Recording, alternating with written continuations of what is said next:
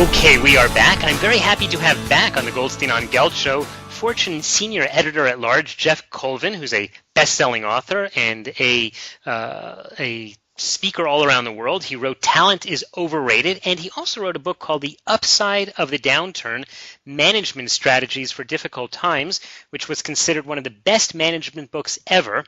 Geoff, when we last spoke, you were telling us all about how talent is overrated, but really your book about the upside of the downturn focuses a lot about dealing in a recession. So over the past 5 years, how have your strategies fared as we've gone through a recession? Well, I think they've fared pretty well. Of course, the hard part is actually executing them and making them work and sticking with them. But what we have seen happening, above all, is, in my view, is companies who innovate their business model. This is something that most companies, frankly, are not well prepared to do. And it's really separating the winners from the losers here. Everybody's talking about innovation in business now. It's the hottest word in business. Mm-hmm. But it's mostly all about innovating products and services. Innovating the model is a different thing entirely. And, most companies don't really have that competency because most business models don't need to, or in the past, have not needed to be changed very often. In fact, they might last for decades. Now, in almost any industry, they just don't last very long. They need to be changed sometimes every few years. So this is a fundamentally new competency that most companies are having to develop, and a lot of them are having trouble with it. Could you distinguish between a business model and business values? Because so often you see companies that kind of switch from this idea to that idea to the third idea, and there's no real consistency. Yeah, absolutely. The business model can be thought of as just the answer to the question, how do we make money? Right? What do we say? So in other words, in my industry, which is a good example of an industry that needs to innovate the business model, the magazine industry. How do we make money? Well, for 100 years, we made money by selling subscriptions. So when it was a wonderful model, by the way, because people pay you for the subscription before you give them the magazine. It's an incredible thing. They would send us the money, and then we would mail them a magazine, paper printed magazine, through the mail every week or every month. And then we also sold advertising in that magazine. That was our business model. Well, obviously, in the digital age, that doesn't work the way it used to. And in fact, a lot of magazines have failed. So that's what a business model is. Okay, since you're telling us now, you've got me a little curious. It begs the question, what is Fortune doing in order to innovate their business model? Well, of course, we're trying all kinds of things. We have obviously a very substantial website, fortune.com. We also have a wonderful Fortune app, or Apple or Android device. But those aren't, you'll realize from what I said earlier, those are not the answers to the question, how do we make money? The questions we have to figure out now are, can we charge people to read the magazine online? And what we're doing so far is charging for access to some articles, but not all. Mm-hmm. And we're just seeing, we're experimenting. We're just trying a million things. We're also seeing how much can we charge for advertising online or in the app. Well, one of the differences, I think, between Fortune and other media outlets is that Fortune has a fantastic brand. It's so well known, but it's also the type of thing that could be very ephemeral. It could disappear overnight, or the competition could grow so fast. How can a company like that really continue to build its brand so that everyone knows that's where the value is? Yeah. You're so right. The value of the brand is a huge factor for us and, frankly, for anybody else. Building the brand is critical, and actually the fundamental way you do it, I don't think, has changed in many years. The power of a brand comes from two fundamental things, and this is what the researchers in the marketing industry have discovered. It comes from differentiation and relevance. Those are the two factors that are most important in building the power of a brand. And so in a way, it doesn't matter whether you're online or printing or doing, on the radio, whatever you're doing. You've got to differentiate the brand, make it unique, and make it utterly relevant to the lives of the people you're trying to reach. So, that's why we're so heavily online.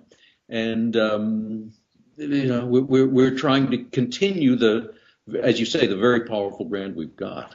Okay, we are talking with Fortune Senior Editor-at-Large Geoff Colvin. He's a best-selling author. Last time he was on the Goldstein on Gelt show, he spoke to us about his book, Talent is Overrated, what really separates world-class performers from everybody else. It was a fantastic interview. If you missed that, be sure to download it or simply check it out at YouTube. Go to YouTube, look up Goldstein on Gelt and Geoff Colvin, and you'll find that. Geoff, by the way, is spelled Geoff. Geoff, we've been talking a little bit about the other book you wrote, The Upside of the Downturn, Management Strategies for Difficult Times.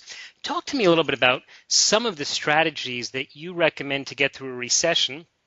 And my follow-up question is going to be, but I'll tell you up front, is if they work well in a recession, do they also work well in a bull market? Yeah, well, and of course your follow-up question gets to a really important point, which is the answer is almost always yes, they do. Okay. And they're good lessons to learn all the time. Some of the most important lessons that we saw companies using are all kinds of things. Actually, a few of them are, in my view, most important. One is they continue to invest for value. In other words, in managing a business, especially if it's a publicly traded company, but even if it's not, companies in a recession will typically cut certain things, sometimes training and development of people, sometimes research and development, sometimes brand building, marketing, and so forth, because all of those things get reported as expenses on your income statement. But the truth is, those are investments. They pay off for years down the road. And if a company management thinks those are good investments, it will continue to make them, even through the tough times, because they're going to pay off down the road. They're still value-creating investments. Takes courage to do that.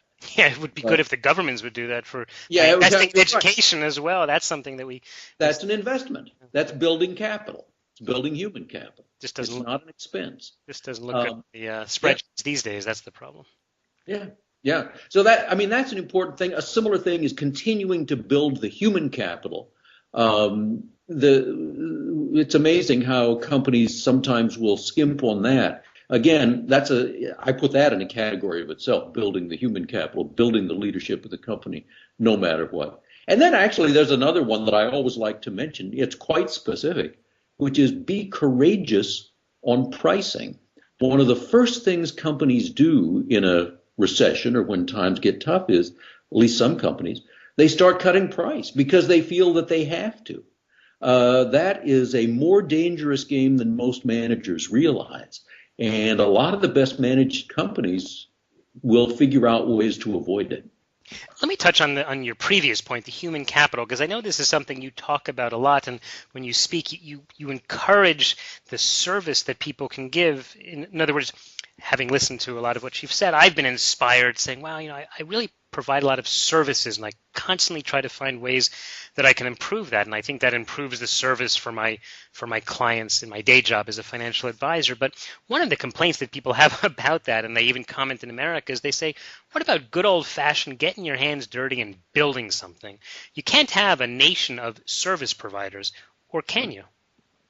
Well, you're asking a very profound question, and the answer is making stuff is important, and it will remain important. It has all kinds of benefits. Manufacturing has all kinds of benefits for an economy, but the fact is, for many, many decades now, in fact, for a very long time, we have been figuring out how to make more stuff with fewer people all around the world. And so the truth is, you can have a society that makes plenty of stuff, but in which very few people are employed in the making of stuff. because we just don't need them. The analogy is agriculture. There was a time here in the U.S. when 60%, I'm going back 150 years, 60% of the population was employed in agriculture. Well, today, less than 2% of the population is employed in agriculture, but they produce far more food than has ever been produced in any country before, and produce it so voluminously and so efficiently that obesity is our greatest national health. So fundamentally, manufacturing is on the same trajectory. We'll produce more stuff, but we'll do it with fewer people every year. All right. So one of the other fabulous things about the way you present ideas is you have this incredible optimism, and I think that people know you for that. So as we wrap up today, tell me, how can today investors, small investors, mom and pop, right, people who are saving for the retirement, how can they be optimistic and yet prepare themselves for what may be the ups and downs of the financial world? Well, there will always be ups and downs, and that just has to be accepted. The trend line is never steadily upward. But the fact is, most of what you read in the papers or online or wherever you get your news is going to be kind of bad news because, fortunately, that's the exception, right? Fundamentally, the trend in news is basically good. And I tell you the way I think about it, and this is stuff that's never reported because it doesn't really make a good story. Mm-hmm. Says the media man himself. Okay. Says the media man himself. That's exactly right. As I travel around the world talking with people, man, I realize there is more ambition in the world. There is more creativity in the world. There's more knowledge, wisdom in the world, more training, more education. All of these things, there is more of all these things than there has ever been before in the history of the world. And they're not declining. All those good things are increasing. So I can't tell you exactly how they're going to work out to produce a better tomorrow. And to some extent, I'm asking people, as I do myself, to sort of take it on faith because no one can ever tell you exactly how it's going to happen. But the reality is all those good things are out there. And history says they'll find a way to continue producing good outcomes in the big picture. So I really think optimism is the right way to bet. And at least you'll enjoy the ride a lot more. We have been talking to Fortune Senior Editor Large and best-selling author Geoff Colvin. Geoff, in the last few seconds, just tell us, how can people follow your work? Easiest way is just to go to my website, geoffcolvin.com. And as you kindly mentioned earlier, the only tricky thing is that I spell Geoff the old English way, Geoff. All right, and we'll put a link to that on the show notes at goldsteinongelt.com. Geoff, thanks so much for joining us again. It's always a pleasure, Doug. Thank you. You've been listening to the Goldstein on Gelt Show with money maven Doug Goldstein. Doug's weekly radio show is heard around the world, but if you miss it, you can download the podcast at www.goldsteinongelt.com. The Goldstein on Gelt Show gives you up-to-date financial ideas so you can get on the path to financial freedom. If you'd like your questions answered on the air or off, send Doug an email to doug@profile-financial.com. It's your money for your future, so join Doug every week to build your wealth on the Goldstein on Gelt Show.